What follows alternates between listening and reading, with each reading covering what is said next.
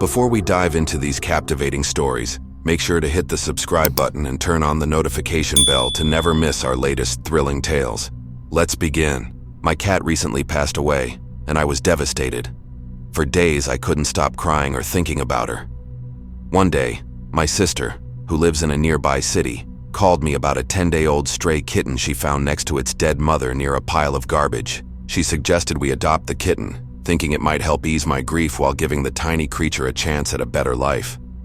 At first, I was uncomfortable with the idea. The pain of losing my cat was still fresh, and I had decided never to keep another cat again. My sister understood but proposed a temporary solution. We could keep the kitten for a few days until she found it a new home. I reluctantly agreed, knowing I couldn't let the poor thing starve to death. The only problem was that my sister lived 45 kilometers away in a hostel, and getting there wasn't easy. Driving my scooter on the highway was too dangerous, so I decided to take a local train. The journey would involve 5 stops, with my destination being Bilai Nagar, a small area within the city of Bilai. Local trains in my state are unreserved and often crowded, especially during morning and evening hours. To avoid the rush, I chose a noon train that departed at 12:30 p.m. I arrived at the station early, hoping to find a comfortable seat, and was relieved to see that the train was moderately crowded. I settled into a seat next to a man traveling with his wife.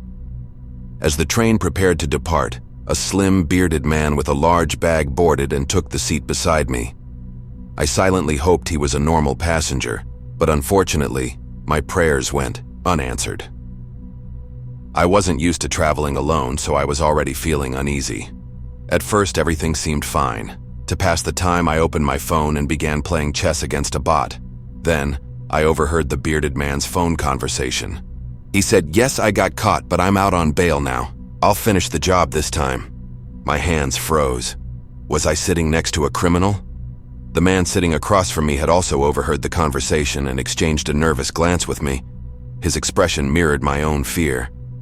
I tried to ignore it, reasoning that the man was unlikely to harm me in a crowded train. But he kept making suspicious calls, casually discussing things that sounded straight out of a crime novel. At one point, he mentioned heading to Durg, the station after Bilai Nagar, for a court appearance. My unease grew when I noticed him openly staring at my phone screen, not even trying to be discreet. I was too scared to confront him or move to another seat, fearing he might react badly. After what felt like forever, he finally stopped taking calls and struck up a conversation. "This game takes a lot of brain, doesn't it?" he said, referring to the chess app. I smiled awkwardly and looked away, praying he wouldn't continue talking. Thankfully, he didn't. The rest of the journey was tense. He kept brushing his leg against mine and glancing at me with a piercing gaze. I tried my best to focus on my game and ignore him. The entire time, I couldn't stop thinking about the worst possibilities. What if he followed me? What if he attacked me? Or worse, what if he raped me? These thoughts consumed me until the train finally reached Bilai Nagar. After I got off the train, I noticed him getting off as well. I was confused but decided not to dwell on it. Bilai Nagar is only about 5 kilometers from Durg, so I assumed he might have business nearby. I stood on the platform, waiting for my sister to arrive. I called her, but she didn't pick up. I figured she was driving and decided to wait. Then, I saw the man again, standing at a distance and staring directly at me. When he noticed I'd seen him, he walked away toward the front side of the station. Relieved, I called my sister again, and this time, she answered. She told me she was waiting at the back exit of the station. I hurried there and was relieved to find her. She handed me the kitten, which was so tiny it fit in the palm of my hand. I placed it in a small basket I'd brought along. We decided to stay at the station until my return train at 2:20 p.m. I told my sister about the creepy man, but she laughed it off, saying he was probably just trying to scare me. Her reaction irritated me, but I let it go. Then I saw him again, this time on the walking bridge heading toward the back exit. I pointed him out to my sister, who dismissed it as a coincidence. I tried to do the same, thinking he might have gotten off at the wrong station and was waiting for the next train to Durg. When my train arrived, I said goodbye to my sister and boarded with the kitten. The train was crowded, so I stood by the door. About 45 minutes later, just 2 stops away from my destination, I spotted the man again. He walked through the crowd and stood directly in front of me, staring. I ignored him, but my anxiety skyrocketed. As the train approached my station, he leaned closer and asked about the basket. "What's inside?" he inquired. I replied, "A kitten," and explained that my sister had rescued it. He smiled and said, "It's rare to meet good people, like you." The train stopped, and I quickly got off without responding.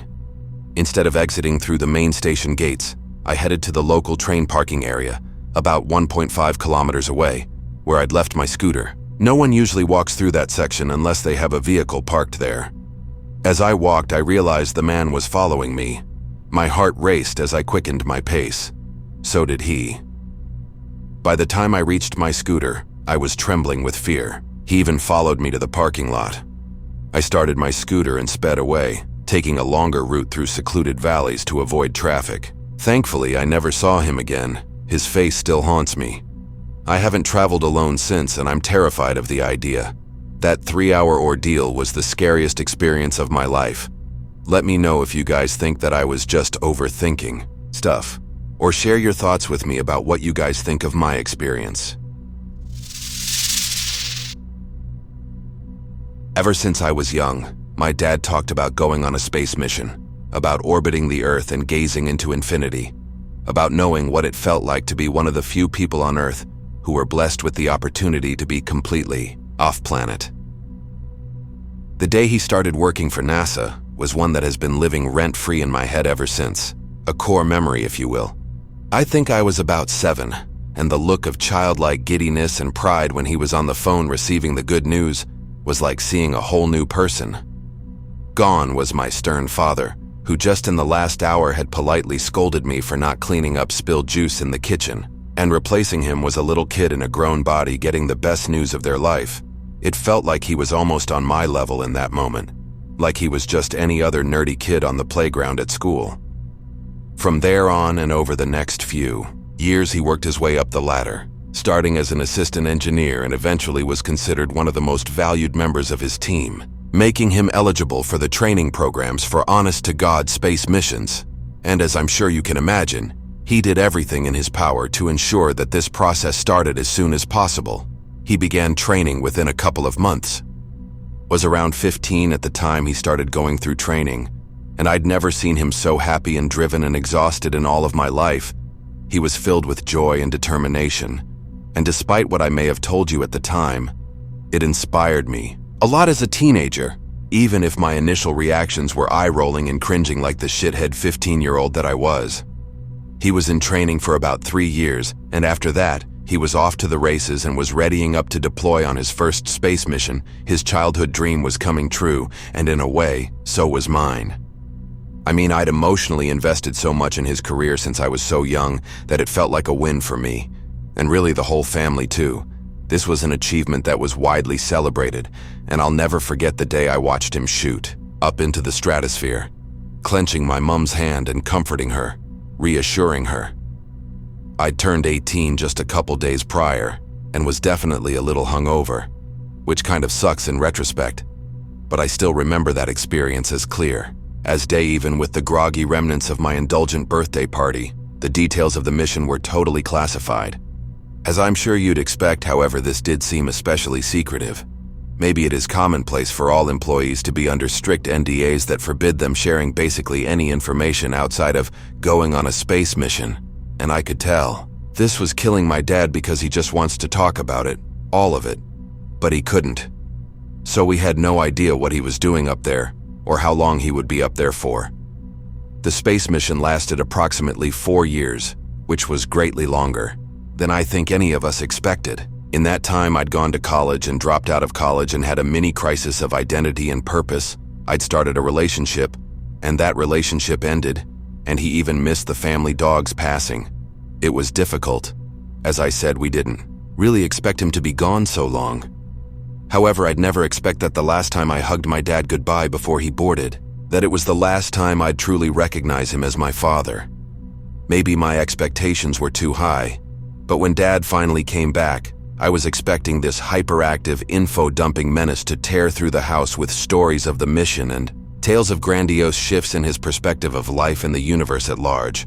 But instead, he was withdrawn. Very withdrawn. For the first week, it felt pretty normal.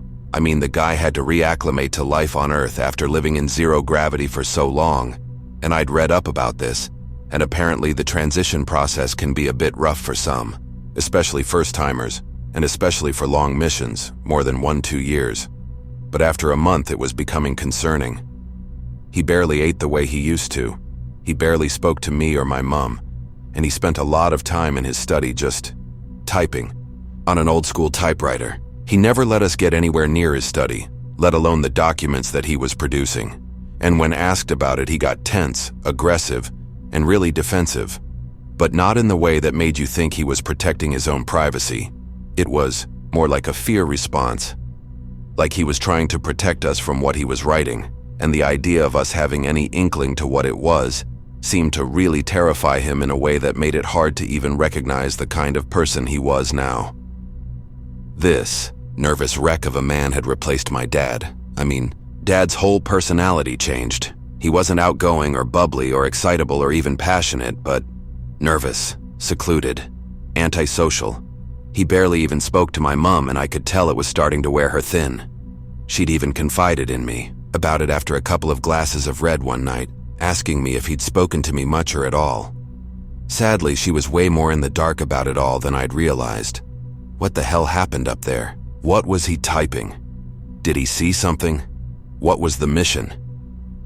These are all questions that burned in my mind, and it got to the point that, against my better judgment, I would begin to investigate this for myself, to try and snoop around his study and get an idea of what the hell was going on.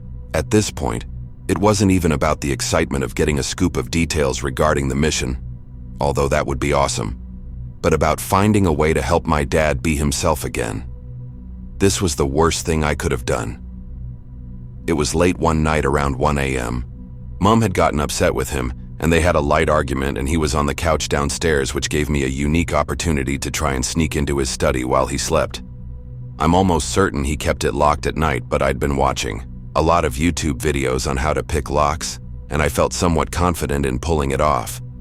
I remember the adrenaline coursing through my body as I tiptoed to the study, something that felt a little juvenile for a 22-year-old, kind of like sneaking out of the house to go drink beers with your buddies or something. As I approached the door, I pulled out my makeshift lockpick, a repurposed hair clip, and started to very gently and as quietly as possible work the inner mechanisms of the lock. Every little scrape of metal felt like it was louder than a stadium concert, and the willpower to focus enough to steady my shaking hands was bordering on being more demanding than what I was able to take. But, by a force of skill or just dumb luck, I actually got it unlocked. It surprised me. I exhaled slowly through my nose and opened the door to the study, slowly, steadily, as to not irritate the dry hinges and cause a groan or a croak to echo through the house like an alarm. Once the door was open, I started to gently walk towards the typewriter and realized that I'll need to use my phone's torch to see anything. It was in the middle of the night after all, so I pulled out my flashlight and illuminated the desk area, and what I saw sent shivers down my spine. Blood. On the typewriter keys and on the desk, on the papers he'd removed and stored in a pile. By the looks of it, he'd been typing with such vigor his fingers had began bleeding, but that didn't stop him. Tiny shards of fingernails littered the desk around the typewriter, and some of the bloodstains looked older. Like this has been happening the whole time he was back. It was what I saw on the papers that really scared the shit out of me. It's hard to even explain it, but it was pages and pages of numbers, various numbers, mostly ones and zeros, but plenty of others too. No particular sequences or patterns, just lots of numbers in seemingly random order, like he was typing in a completely different language. It may sound odd, or maybe even silly, but something about seeing those numbers like that, and the sheer amount of pages he'd written of them, felt like I was witnessing something unspeakably dark that I was not supposed to. Like my dad's aggressive reluctance to talk about it was completely justified and fully necessary. It was this primitive feeling that bubbled and boiled in my gut and made me feel sick, and I began to disassociate a little before the light switched on. Dad was standing in the doorway, and he was fucking petrified. Not even angry or disappointed, but petrified. He was more scared than I'd ever seen him, and without missing a beat, he asked me, "How much of it did you read?" This question seemed to kind of echo around in my head, like I'd understood what he said, but I was almost experiencing it in third person, like I was slowly detaching from my body. "Jackson, please, how much?" Suddenly, I was able to snap myself out of this odd and almost ethereal feeling mental state and muttered, "A few lines, I think." Dad's expression dropped. He looked like he'd just been told the world had ended and everyone he loved was gone. "Jackson, I told you, you can't be in here. You can't. You weren't supposed to see this. Any of this. I've been trying to protect you." His words trembled through my body like cortisol. The genuine tone of his voice told me that I didn't just make a silly and innocent mistake, but a grave one. One that didn't affect just me. The days after that were a blur. I don't remember exactly what happened, but I do remember sleeping a lot and having awful dreams. Dreams of lights emitting colors I'd never seen.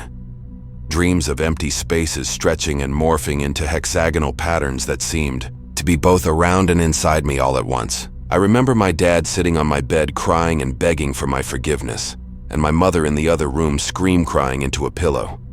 It's impossible to tell what parts of these days were dreams or memories. When I woke up, my family wasn't home, and outside of the windows that were commonly drenched in sunlight was a shimmering silver material. It took me little time to realize that the house had been completely boarded off, like they're trying to contain a hazard. What the hell was going on? I took a couple more steps, and agonizing pain shot through my legs and up my body into my skull. When I looked down, I was frozen in shock and disgust. My skin was wrinkly and yellow and weak, like I could draw blood by just lightly pinching it. It didn't even look like it was my body at all, like somehow over the last few days I'd swapped bodies with an old and dying man. My toes were clenched together and folding over each other a little, and my toenails were bloody and underneath was yellow and black bruising.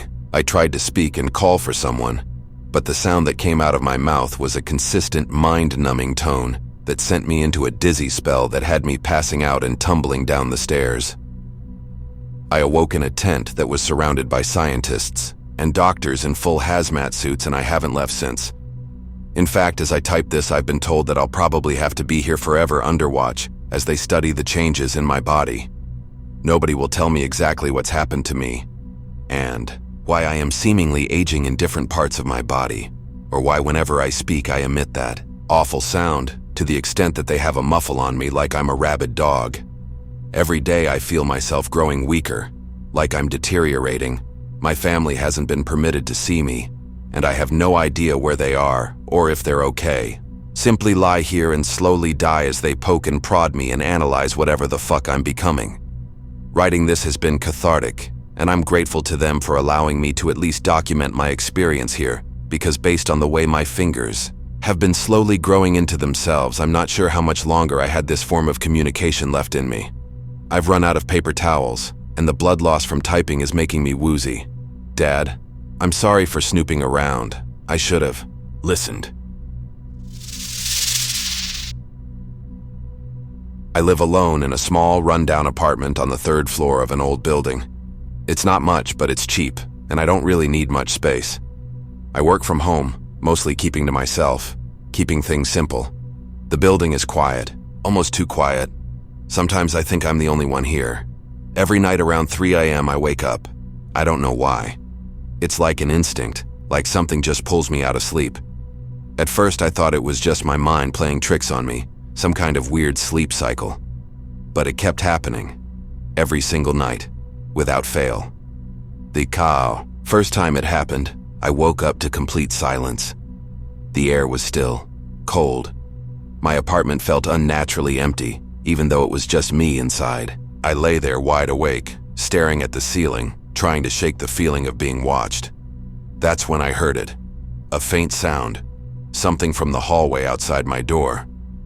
At first I thought it was just the building settling, but then I heard it again. A slow, deliberate footstep followed by another and another. It was faint, but it was there. Someone was walking down the hall. The odd thing was, the footsteps didn't seem to stop. They just continued, moving back and forth in front of my door, almost like someone was pacing. I sat up in bed, heart pounding in my chest. There was no way anyone else was awake at this hour. This was a quiet building. The neighbors kept to themselves. I should have been the only one up. I waited, breath held, staring at the door.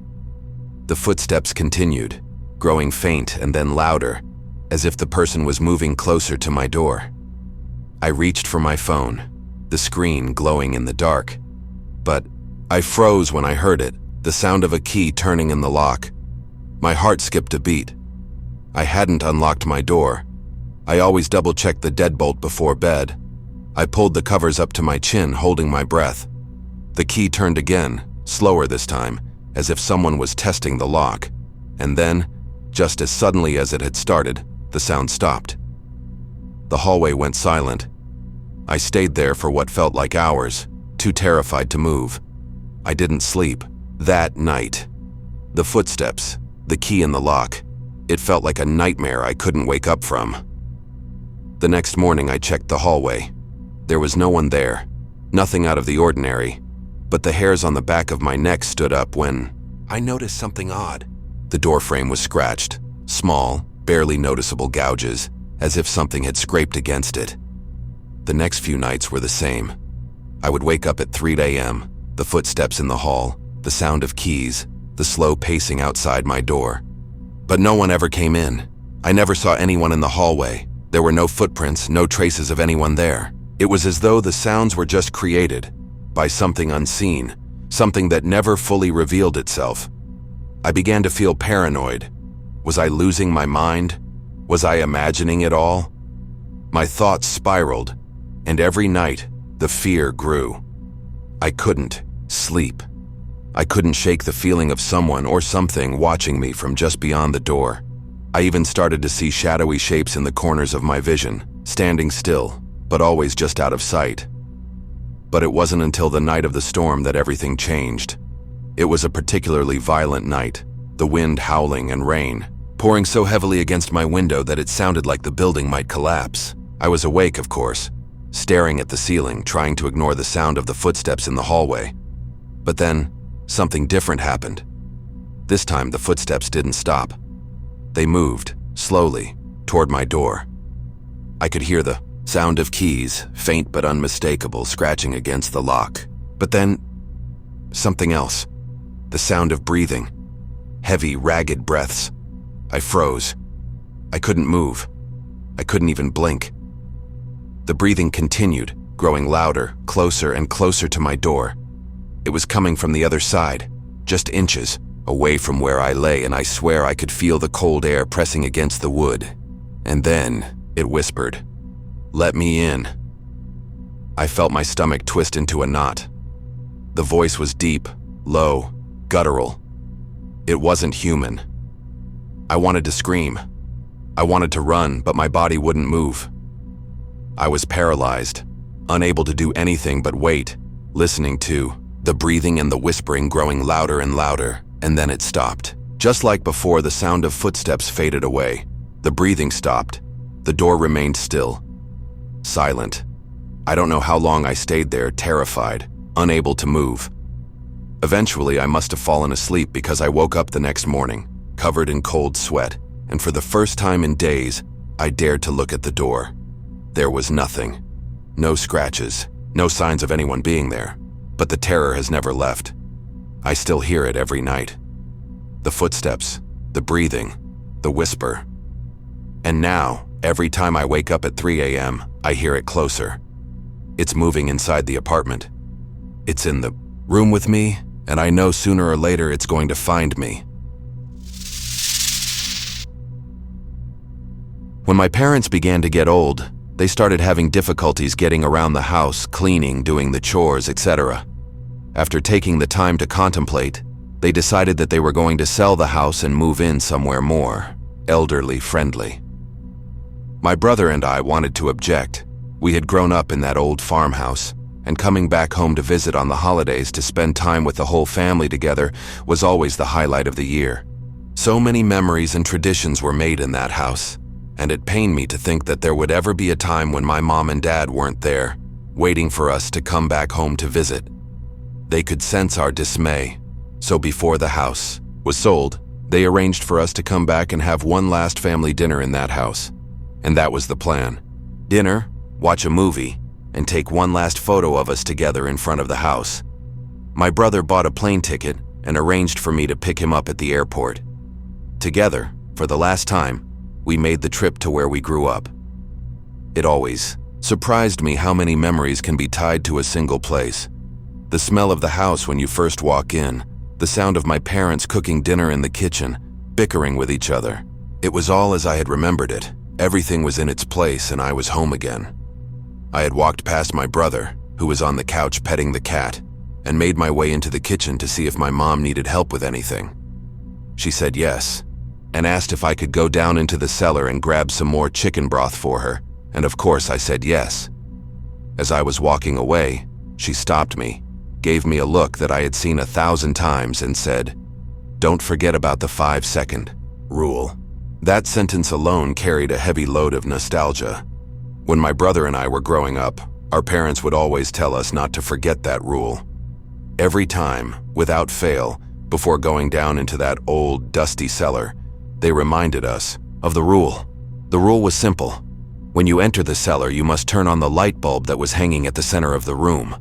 And when you were leaving the cellar, you have 5 seconds to make it to the top of the stairs after the light goes out. They would never elaborate on why we had such a silly rule, or what would happen if you didn't follow it. When we were young, we didn't feel the need to second-guess our parents. After all, it was a simple rule, and we were always careful to adhere to it. Years passed, and nothing changed. There wasn't much to do down in the cellar, so we never really went down there. The only things there were gardening tools, some chemicals for cleaning, and a small pantry stocked with canned foods. It certainly wasn't a place for kids to play around in, which was why I assumed my parents made up the rule to begin with. They didn't want us down there, so they fabricated the ominous-sounding 5-second rule, which did a great job of deterring us. Kids are imaginative, and when we were young, we could only guess at what could be down there. I had propped the cellar door open and made my way down the long set of old wooden steps, using the faint light emanating from atop the stairs to navigate downwards to the small hanging light bulb in the center of the room, and quickly pulled on its chain to turn it on. I was a little surprised to find that the light still worked, as I was sure my elderly parents didn't come down here that often. Going from the house to the cellar was always quite surreal. One moment you were in a warm, nostalgic environment, and the next, you were surrounded by claustrophobic concrete walls that seemed to creep in closer to you the longer you were in there. The air was stale, like all of it had been inhaled and exhaled long ago. A tall, off-white cabinet at the far end of the cellar stood tall. It served as a pantry for food items that had a long shelf life and weren't used often enough to warrant them being stocked in the pantry upstairs. To its right, stacks on stacks of boxes filled that entire corner of the cellar. As a kid, whenever I did go down into that dark cellar, I was never alone. My brother always came with me, and I always came with him. While one of us grabbed whatever we came down there for, the other would stand watch. The person on watch would use their eyes to scan all the possible places a monster would hide in. When I was on watch, I would look at the boxes full of junk in the corner of the room and pray that I didn't see movement between the cracks. My brother would always watch the stairs, hoping that nothing would grab at our feet from the darkness below as we raced to the top. Being young and impressionable, we actually believed that there could be something down there, waiting for us, to slip up, or for the light to go out. I opened the dusty cabinet and began to dig through its contents. Once I got to the bottom shelf, I found what I was looking for hidden in the very back, behind layers of other cans. With the broth in my hand, I turned around, and the light went out, filling the cellar with darkness. Startled, I took a couple steps back but was stopped when I bumped into one of the many stacks of boxes in the corner of the cellar. The towers of cardboard shook, and a few boxes fell to the ground, spilling their contents as they toppled. Not that I could see anything. The dark was all-encompassing and all-consuming. 5, I counted in my head as I tried to steady myself and slow my breathing. I took a small step forward in the direction of the light bulb. I heard the boxes behind me shift. 4. I felt a gentle tug on the sleeve of my shirt. It was almost imperceptible with how slight it was. I probably wouldn't have noticed, but with all of my nerves on high alert, I felt everything. 3. I took another step forward, but my arm was pulled back, stopping me in my tracks. My heart hammered in my chest and I could feel every beat. I remember yelling, "Let go!" as I ripped my arm away. The grip was released, sending me tumbling towards the center of the room. 2. I stood back up as quickly as I could, facing the stacks of boxes in the corner of the room. In an instant, the hanging light bulb flickered back into view, illuminating my brother's face as he said, "Boo." What followed was a mixture of anger and relief as I attempted to scold him. My words were drowned out by his laughter, and I don't think he heard a single thing I said. Neither of us turned off the light, and together we walked up those long wooden steps, back into the warm and familiar house that we grew up in. My brother swung the cellar door closed and guided the bolt into its metal sheath. It never occurred to me to question why exactly the cellar had a lock on the outside. There was nothing in there, so why have a lock? We were back in the kitchen, and my brother was telling our mom all about how he scared me senseless in the cellar. I couldn't help but smile. "That's all it took," he said. I turned the light off and he started yelling. "No, don't lie. If you hadn't snuck around behind the boxes, I wouldn't have yelled like that," I said. My brother only doubled down on what he said. "Okay, now you are lying. I didn't go anywhere near those boxes. You just started freaking out and flailing around in the dark after I killed the lights." "You didn't grab me from behind the boxes?" I asked. I couldn't tell if he was lying or not. Even if one of us was lying, neither of us broke character. My brother picked up on the seriousness in my tone and dropped his smile. "No," he said. "I turned the light off, and you lost it." By that point, we were just staring at each other, trying to tell if the other person was lying or not. Even our mom looked uncomfortable. After dinner, we took a photo in front of the house, and that was the last time I saw that place with my own eyes. My brother flew home, and I made the long drive back to my place. The house was sold shortly thereafter. I can only hope that my parents told the new buyers about the rule. My girlfriend and I are seasoned hikers. We've tackled everything from rugged mountain trails to swampy, mosquito-infested paths, and we've always made it out unscathed. But this time was different. This time, the trail almost didn't let us go. It started with a warning. I know that sounds over the top, but it's true. The guy at the ranger station, a wiry, middle-aged man with a leathery face, looked up from his clipboard as we signed in. "You two sticking to the main trail?" He sounded like he must have smoked 4 packs a day for the last decade. "Planning on taking the loop trail up to the summit," I replied. "We've been looking into it for a while and we think the weather's right for it this weekend. We've never been through Baroque Park before, but we've heard it's beautiful." My girlfriend curled her arm through mine and rested her cheek on my shoulder. "It's going to be great. I think he might have something special planned for us." I didn't. My smile turned nervous. The ranger hesitated, his pen hovering over the paper. Could he tell I didn't have a ring? Was he about to out me? No. He braced a hand on the counter and leaned forward, eyes serious beneath bushy eyebrows. "Stick to the marked paths, and if you hear anything strange like a kid crying, you keep walking. Don't stop, don't look, just keep going." "What?" My girlfriend gave a nervous laugh. "Don't want you to get lost." The ranger's eyes didn't waver. People go looking for what they shouldn't, and not all of them come back. We decided it was just some backwoods superstition to spook tourists. What else could it be? So after we brushed off the nerves, we shouldered our packs and started up the trail. The first few hours were uneventful. Just the two of us surrounded by towering pines, the crunch of dirt and leaves underfoot, and the occasional bird call. If you've ever been on a hike before, well, there you go. Standard day. My girlfriend, kept looking over at me, eyes gone to honey. I didn't know why she thought this was a special proposal trip. It wasn't until we parked I even realized that's where her expectations were set. And my attention? Yeah, I was trying to figure out what I was going to do to cushion the blow when we hit summit. Then we heard it. A child's voice crying. We stopped dead in our tracks. Amber froze, her eyes wide.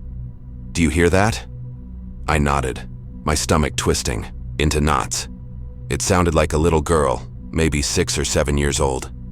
Help me, she was calling out, her voice breaking with sobs. Please help me, Mommy, Daddy? Her voice grew quiet with fear. Anyone? Hello? Are you okay? I called, my voice bouncing off the trees. The crying stopped.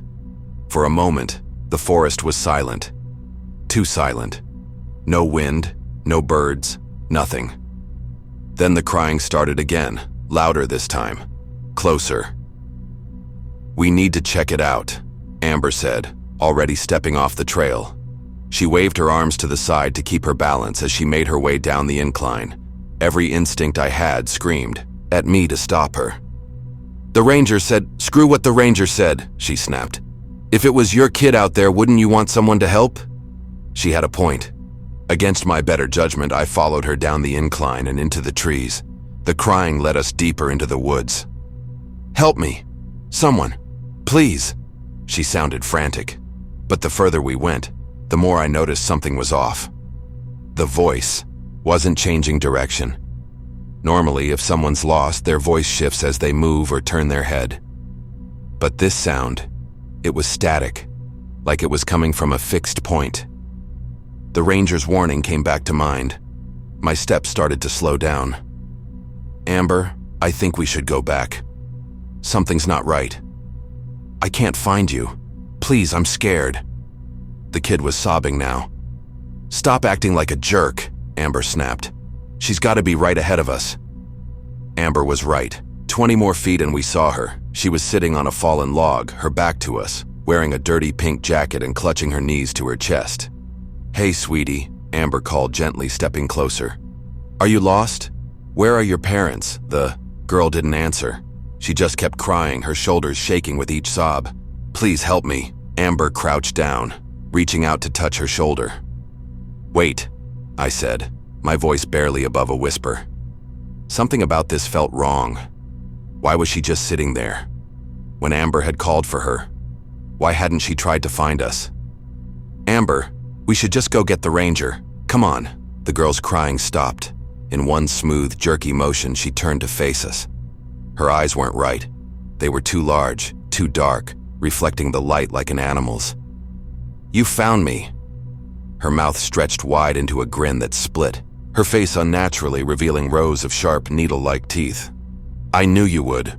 I knew if I called for you, you would find me." Then her skin, her entire skin, began to split down the middle like a zipper. I don't know what I was expecting to see underneath, but it wasn't this. It wasn't the sinewy, raw-looking creature that crawled out of its human shell like a spider shedding its exoskeleton. Amber screamed, stumbling backward. I grabbed her arm, yanking her to her feet, shouting, "Run!" so loudly it made my throat sting. We bolted, crashing through the underbrush, branches whipping at our faces. Behind us, I heard the creature give a low, guttural growl, followed by the unmistakable sound of something running. Fast. It was chasing us. We hit the incline, then the trail, and didn't stop running until we burst back into the ranger station, gasping for air. The ranger looked up from his desk, his face grim. "You heard it, didn't you?" We nodded, too shaken to speak. He sighed, getting up and locking the door. "You're lucky you ran. Most people don't." We didn't ask what he meant. We didn't want to know. We've hiked dozens of trails since that day, but we've never gone back to that forest. And if we ever hear crying in the woods again, we'll keep walking.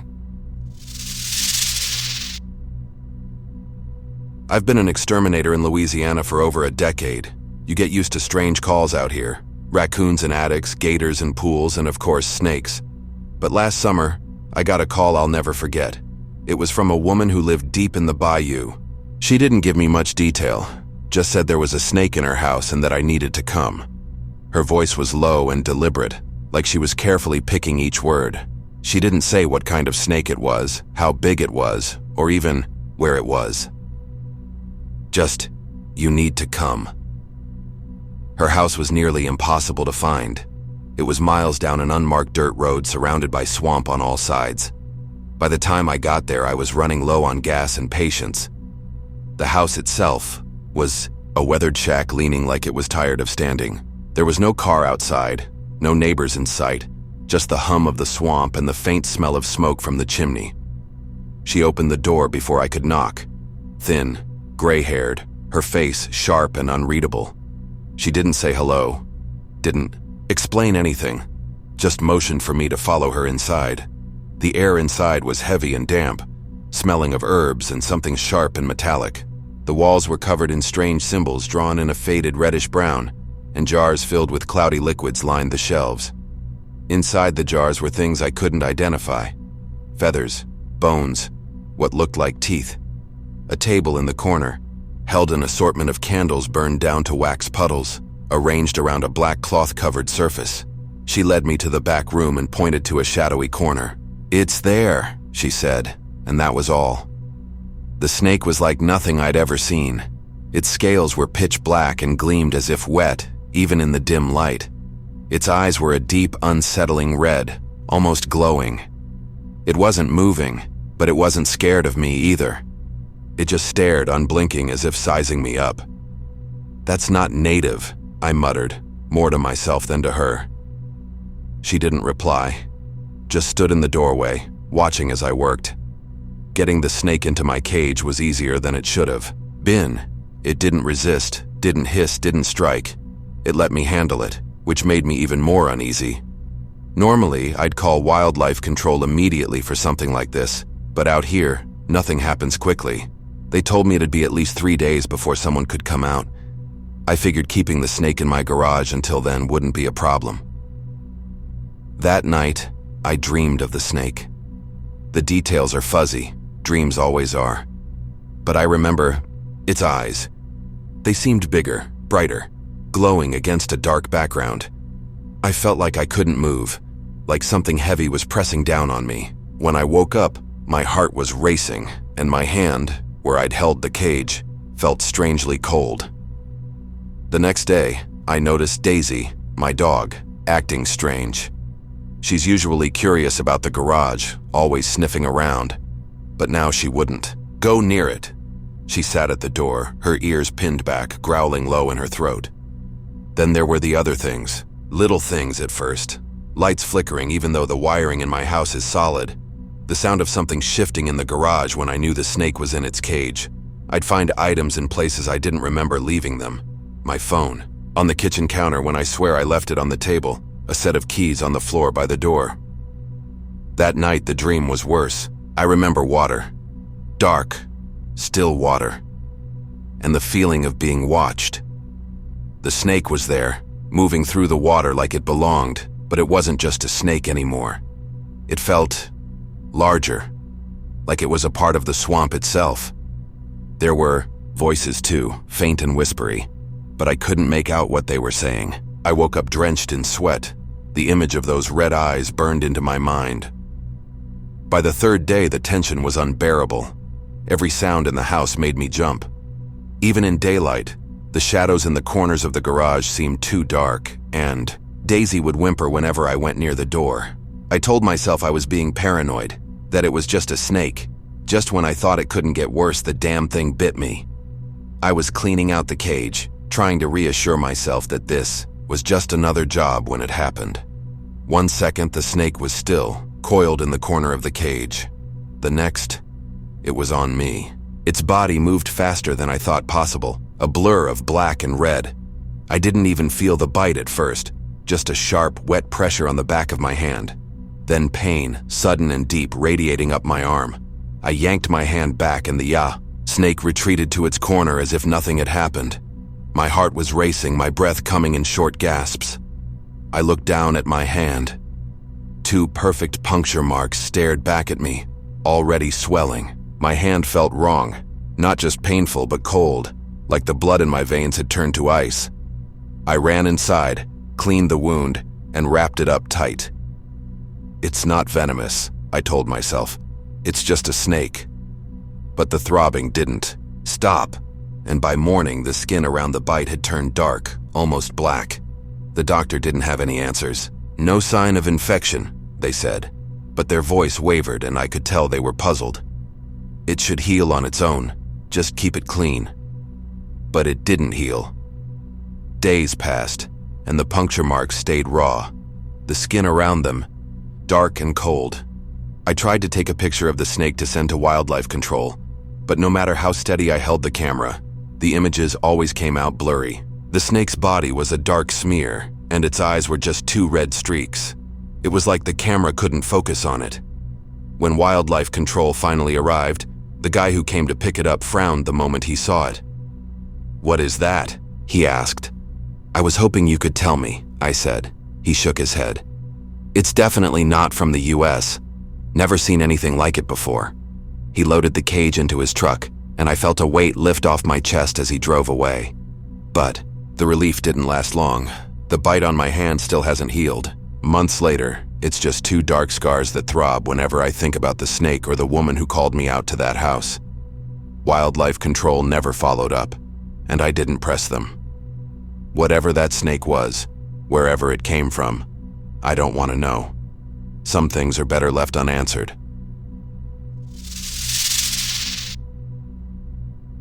The graveyard shift at Rosewood General was always quiet, almost too quiet.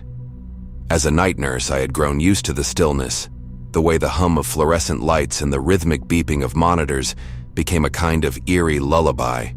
But something, about 3 a.m., always unsettled me. It was the hour when the air felt heavier, the shadows darker, and the silence sharper. That night started like any other. I was stationed on the surgical floor, where most patients were sedated or asleep.